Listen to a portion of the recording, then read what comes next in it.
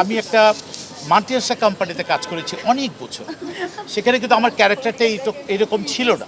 তো রাজ ভাই আমাকে এমনভাবে দিয়েছে, তার একটা নমুনা দেখায়। আমি কয়দিন আগে সকাল 10টা 5-এর ফ্লাইটে যাচ্ছি চিটাগং। চিটাগংয়ে যখন যাওয়ার সময় বোর্ডিং পাসটা নেওয়ার পর অনেকে আমাকে অ্যাপ্রিসিয়েট করেছে।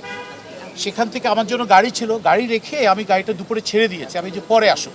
তা আমি আমার এক খালার বাসায় যাচ্ছিলাম রিক্সা করে, রিক্সাওয়ালা নামার পর বললো, ফালতু লোক, এত প্যাঁচ লাগায়েন না বলে ওর চলে গেল, 1 টাকাও নেয় না, এবং এত রাগ করেছে।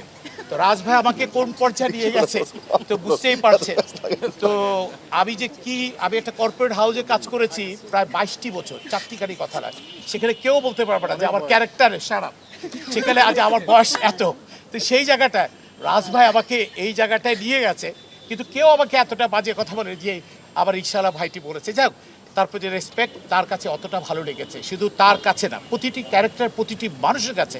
স্পেশালি আমাকে কয়দিন আগে হংকং সাংহাই ব্যাংকের একজন ভদ্রলোক, উনি আছে এখন বর্তমানে টরন্টোতে, উনি বললো যে মুকিত ভাই, আমি সেদিন একটা ইন্টারভিউতে বলেছি যে আমরা মানে হাজব্যান্ড ওয়াইফ এবং বাচ্চারা মিলে সকাল 9টা 10-এ বসেছি, রাত 11টা পর্যন্ত সমস্ত পর্ব দেখে ফেলেছি। তার মানে কি, একটি মানুষকে সেই বিদেশে বসিয়েও কতটা টানে, তার একটি নাম হচ্ছে এইটা আমাদেরই গল্প।